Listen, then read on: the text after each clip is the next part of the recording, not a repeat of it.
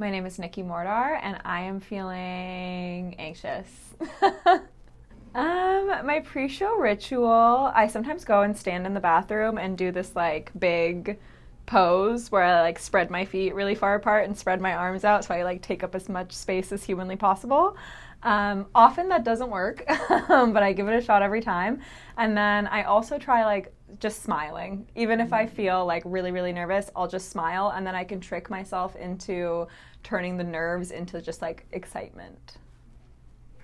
We love to make you laugh. We're very, really with all the jokes we have. We're very, really funny. That's why we do what we do. We're very, really funny. We love to make you laugh. We're very, really Vancouver, we love your laugh. It's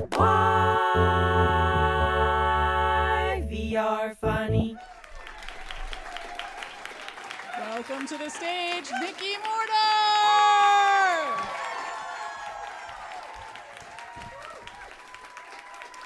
Hey, you guys. We having fun? Hell yeah. You guys look so cute in like your sweaters and jackets and toques. I'm just like, I'm so happy that it's cold again, you know, which like unpopular opinion for sure. But just like, I'm ready to be ugly, you know? Like hot girl summer, too much pressure. Ugly bitch fall, that's when I shine. It's when I do my best work, you know? I moved back to Vancouver during the pandemic. I was living out in Toronto for a little while, just because like I wanted to see what it would be like, you know? Like I wanted to know what it would be like to like be depressed, but like in another city, you know? Like, I'm depressed, but it's cold out, right? But since I've been back, it's been really good. I've gotten to spend more time with my family. I come from a big Iranian family, and I moved here when I was 3, and since then, like, my whole family has just been, like, trickling down. And honestly, I am so impressed at how quickly they've adjusted to Canadian culture, you guys. Like, when I make plans with them, they will cancel on me last minute. It's crazy. It's wild. I've been reflecting more too, like on my identity as an Iranian woman, you know, because like there was like a lot of shame when I was younger, but now I feel really proud. You know, Iranian women are strong, they're powerful women. They can do like freaking anything, right? They can do even more than like most white men. You know, there's some things they can even do better than white men. Like I can grow a real mustache. So I've also got to explore my sexuality quite a bit, which is nice. Like being in Vancouver is the first time I felt comfortable saying that I'm like an out and proud woman-loving woman, which was like a really big deal for me, you know? Thank you. Thanks, guys. Yeah. Although a little bit misleading, I do also love men. I just don't know that I'm like proud of it, you know?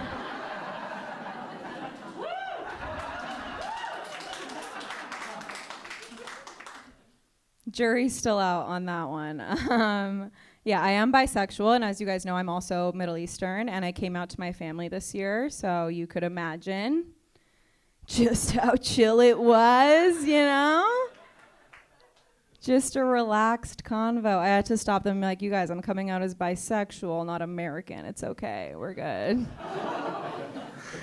No, they were really supportive of it. They were. I just think they were like kind of confused, you know?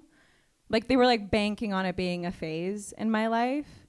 My grandma came up to me and she was like, well, you used to play the trumpet.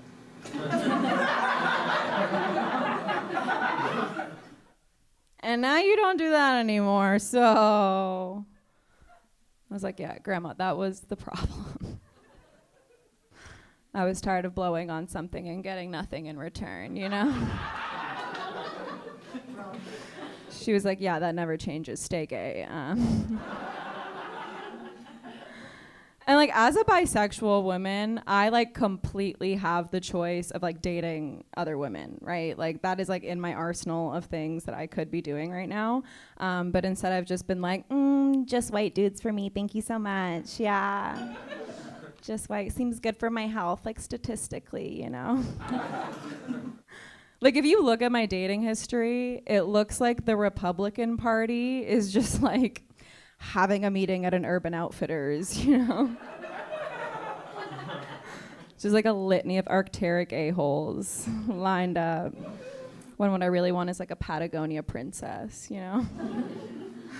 Like, I'm currently dating a white guy, surprise, surprise. And we were doing long distance for a while. And when you do long distance, you gotta keep things spicy, right? You gotta send some like spicy photos every now and again. But I've always felt like I look better in motion, you know? Can't you tell? It does sound like a thing ugly people say, but just stick with me. And one night, after a night of like heavy drinking, I came home and I found this filter on TikTok that like changes your hair to all these crazy colors and stuff. And you guys, I looked mediocre. I did, yeah. I did look mediocre. But I had this like unearned confidence level, you know? Like, I was like a dude who just invested in Bitcoin. I was like,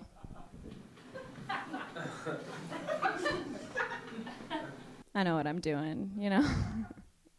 It's an investment in my future or whatever. So I took a video of myself like with this filter on, and I took it topless. I took it topless.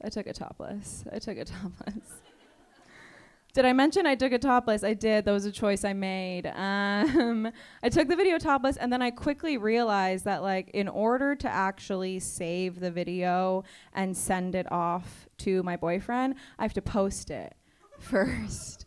Yeah. And for a moment, my like sober brain was like, you could just screen record this, you know? But then my drunk brain was like, or we could single-handedly free the nipple. And I'm a feminist, so I did it. I posted it. And then like I saved it, deleted it, like 0 views, okay? And then I sent it off to my boyfriend, and I just like went to bed hugging a McChicken sandwich, you know? Shredded lettuce in my hair. When I woke up in the morning, I just had like a text from my boyfriend that just said, ha, ha, ha, ha, ha, ha. Why is there a TikTok logo now, fellas? There's no right or wrong way to respond to a spicy video from your partner. Except with laughter. Yeah, laughter's the wrong way. Laughter is the wrong way. If I'm topless, I'm gonna need you to be humbled and serious, okay?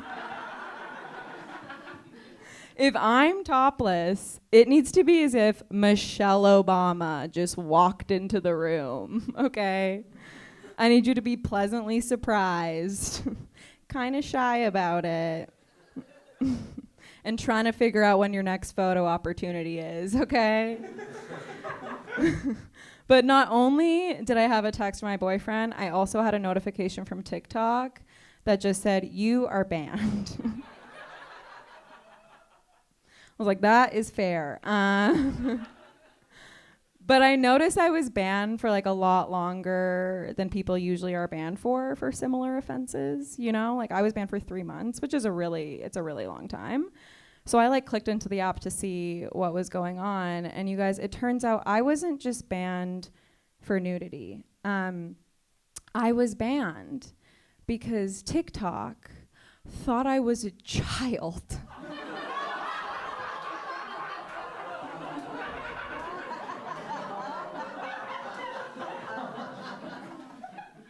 I'm 29. I am. I'm 29 years old. TikTok was like, listen, son,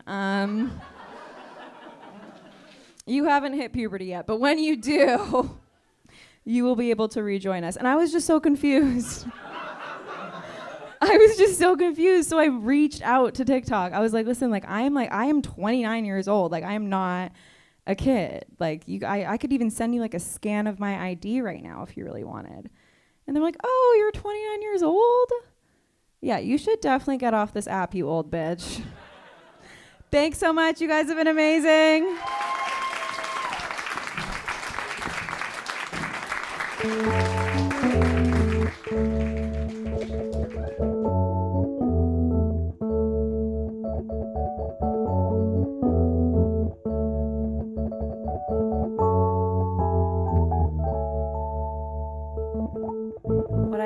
most about stand-up is, well, I just love that it's an art where you're able to take sort of complex or very personal ideas and make them accessible to a wide variety of people. Like, nothing tickles me more than when an old white man finds me funny. Like, I'm like, this was not meant for you, and somehow it has reached you and struck a chord. So I kind of like the idea that I can share my experiences and connect with people I never would have had the opportunity to connect with before. And ideally, like, change some minds about some things.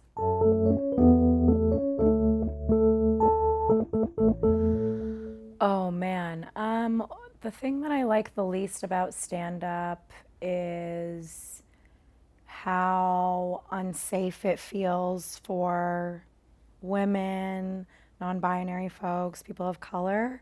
It can be really intimidating, and I think you kind of have to like numb yourself out to it, which is obviously not the greatest solution. And a lot of people sort of are like, well, this is how it is, and this is how it goes, and these are the sorts of things you have to go through in order to make it, and that feels a bit frustrating and limiting. I also don't like that it's always in the nighttime. My sleep schedule is absolutely destroyed, as you can tell from my voice. So some daytime comedy would be awesome, but it doesn't seem to work, so.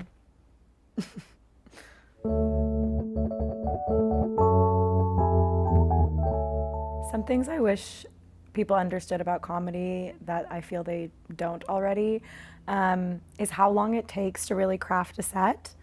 I think generally audiences think this is our first time telling the story, which is like a great way to make it feel conversational.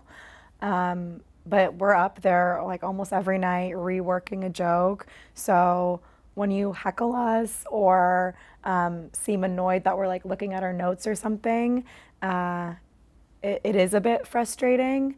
Yeah. I guess my comedy influences would be Nikki Glaser. I love Nikki Glaser. I love that she is just like unapologetically hot and like talks about sex, and it's like she has like an audience that really likes her, and it just like works for her. And I like that she doesn't sort of like try to fit into the boys club sort of vibe. Like, she'll wear cute outfits on stage and owns it really. Beth Stelling is another huge influence for me. She's able to sort of take like touchy subjects and make them really funny, which is something that I'm always trying to work towards. I really like sketch comics. I don't know if I could ever do that, but anyone who's just like a major goofball and can just go on stage and just absolutely riff, I really admire that, and it is something that I'm working towards, though I don't think I'm quite there yet.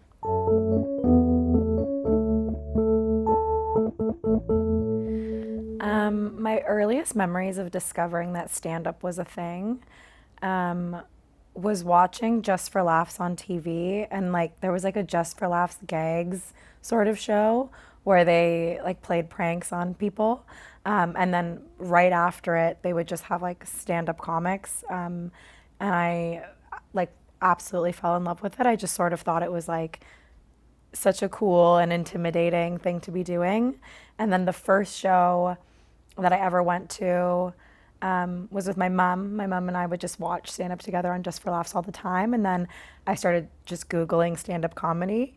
And at the time, Dane Cook was really big. Not sure I would say I'm like a massive fan now, but I went and saw him live, and we were in a big arena, and I was just like, this is incredible. Like, this person is a rock star. I'm not sure most people see comics as rock stars, but yeah, I was just sort of like fascinated with how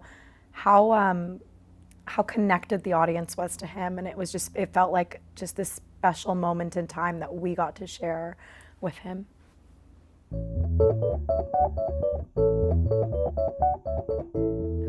I felt like I was ready to try stand-up after I took an improv class, or it was like an improv club at my school, and I was terrible at it. And I would go home and just think to myself like, oh, if only I said this, if only I said that. And And I was writing my master's thesis at the time, so I knew that I was a writer. So I was like, why don't I just start writing jokes instead? But I am quite an anxious person, so I took another class, which I know famously is a bit contentious in the comedy community, whether or not you take a class. But I ended up taking a class at Second City, and that really facilitated a lot of confidence for me, just being able to perform to a group of people who were all at the exact same stage in their comedy journey. And so I felt quite confident after doing that to just go on stage and give it a try.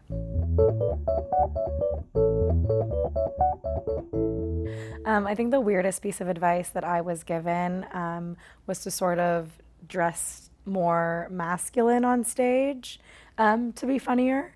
I was told that like wearing crop tops and like dresses and shorts was probably not the best idea for a woman, especially because I was told that I already present cute. So having to sort of tone that down was going to be important for me to get laughs. As soon as I heard that, I was like, I'm doing the opposite, actually. Thank you very much.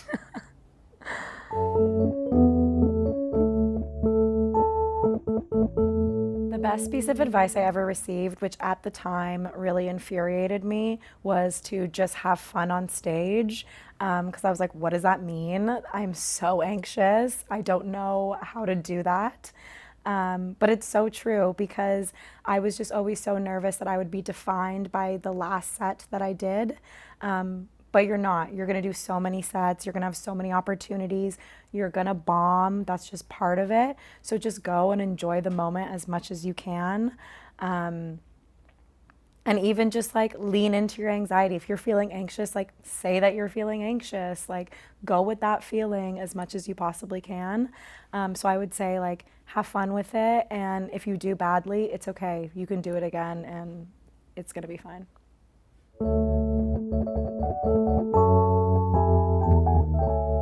Okay, so the first time I did stand-up was in the midst of the pandemic. It was 2020, and there was like an outdoor backyard show that was sort of put on by a class that I had taken.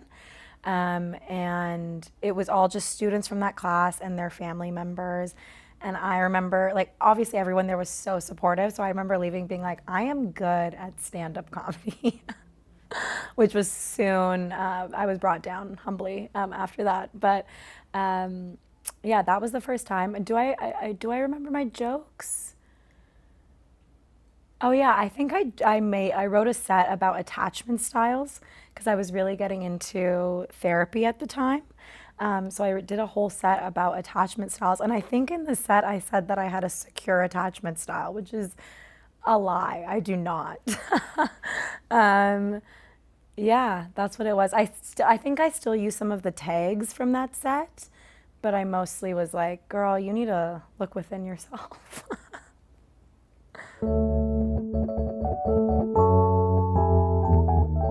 My joke writing process is sort of all over the place.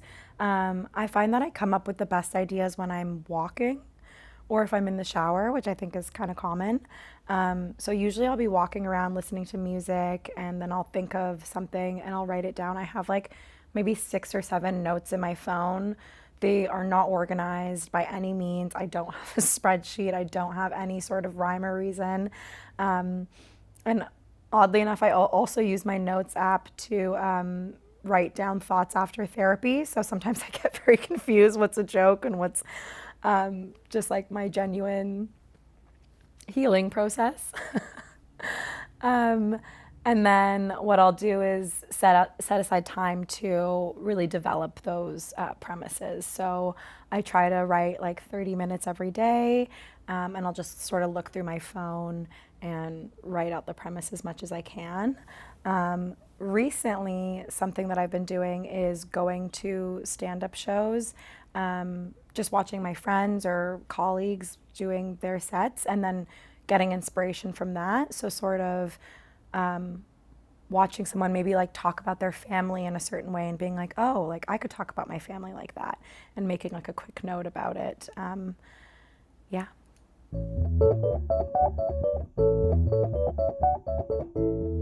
I think I've only recently been able to approach being in the moment on stage. I think in my first year, it was incredibly difficult for me to actually acknowledge what was happening around me, which is uncomfortable because the audience can see that something is happening around you and you can feel that there's something happening around you. But I would just sort of speed through my set and hope that it ended sooner. I remember one time I was heckled and I just went, "You scare me," and then got off stage, which was definitely not the thing to do. But looking back on it, I thought it was pretty funny. But I think now I just sort of try to say the first thing that comes to my mind because most likely everybody else in the audience is thinking the same thing. And so you're providing them a sense of relief by sort of just saying exactly how whatever just happened made you feel. So if someone drops a glass or if someone says something rude to you, just sort of making the first thing that comes to your mind like a comment about it. I think that's the best way. But to be honest, I still feel pretty anxious on stage. Like I think that's something that's just gonna get easier over time.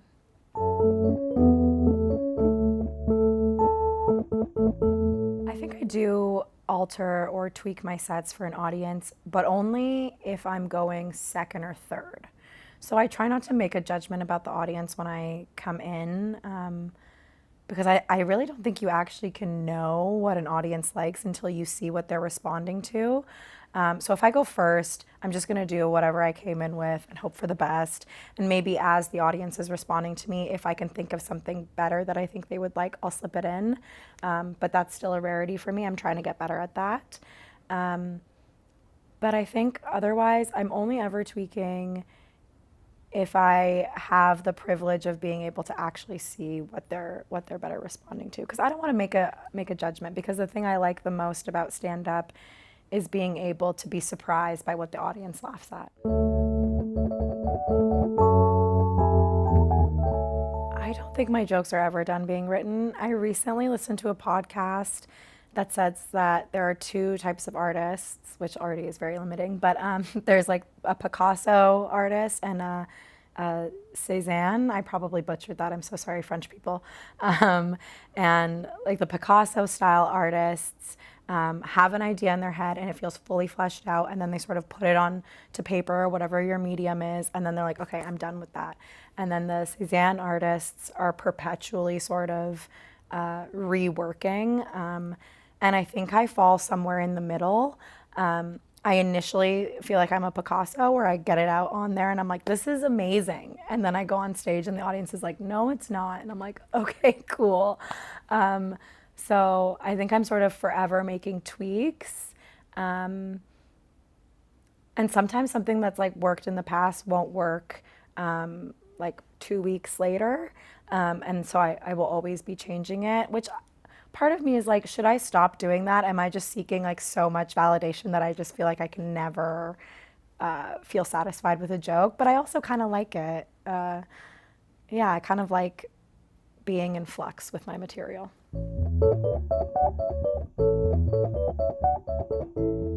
I think the risks that I'm trying to take in stand-up are honestly like more internal risks. Like I want to share my personal experience as much as possible and be as vulnerable and honest as possible, which sounds like a cliche, but I mean like talking about stuff like being an Iranian woman and like having like a mustache and having to get that laser removed. Like that's something I would hide and hold close to my chest in high school forever, but like going on stage and talking about it and having other people relate to that, and like having a laugh about it feels risky to me, because I'm like, the little kid inside me is like, am I gonna be bullied? But then having that positive feedback is like, oh no, like this is what creating community is like, and you can't do that if you hold things close to your chest, which is another really amazing thing about stand-up, is just like our commitment to being honest and bringing the audience into our experience, even if they might not necessarily initially get what we're saying or fully relate to it.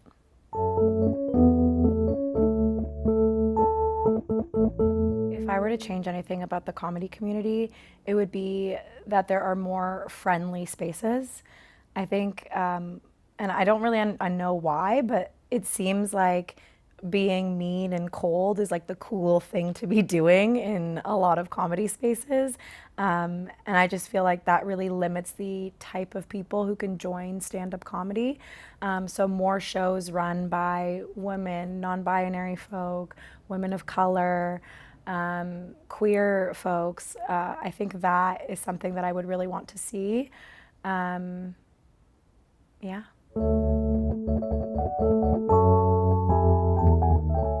Yeah, I think in the time since I've started stand-up, I haven't personally like seen huge shifts because I've only been in this for just over a year. But people have told me that like I have such a close group of friends in stand-up comedy. They have become just like my best friends in the city. And people have told me that that is very rare. You don't generally get that in stand-up. So I think, and it might be specific to Vancouver, but I think people are wanting to be friends with each other. People want to boost each other. People want to celebrate one another. And I think that's something that's shifting in stand-up. We just want it to be a more enjoyable process when we are going there every single night. So, yeah.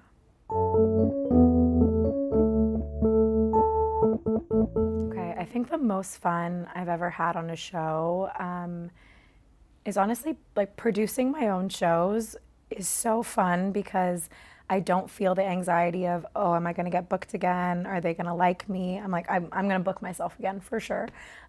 So I get to sort of play with the crowd and just be really present. So that's been nice.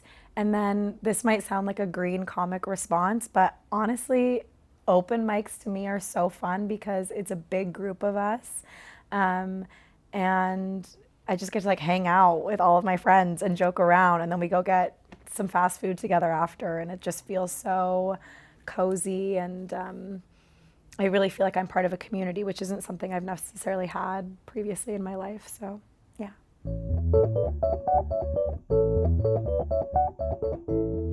I think what I would like to see more of in stand-up comedy is sort of more long-form sets where people can dive into different emotions in a way that's a bit more satisfying, because when you only have 5 or 7 or 8 minutes, you sort of just want punchline after punchline after punchline after punchline. But something that I really like for example, Hannah Gatsby, is the last like 10 minutes, they're just sort of like getting angry, you know, and rightfully so. And then all this tension builds, and then there's a punchline, and you're like, oh my God, what a relief. So I just want to see more range of what we consider funny through just like pure radical honesty.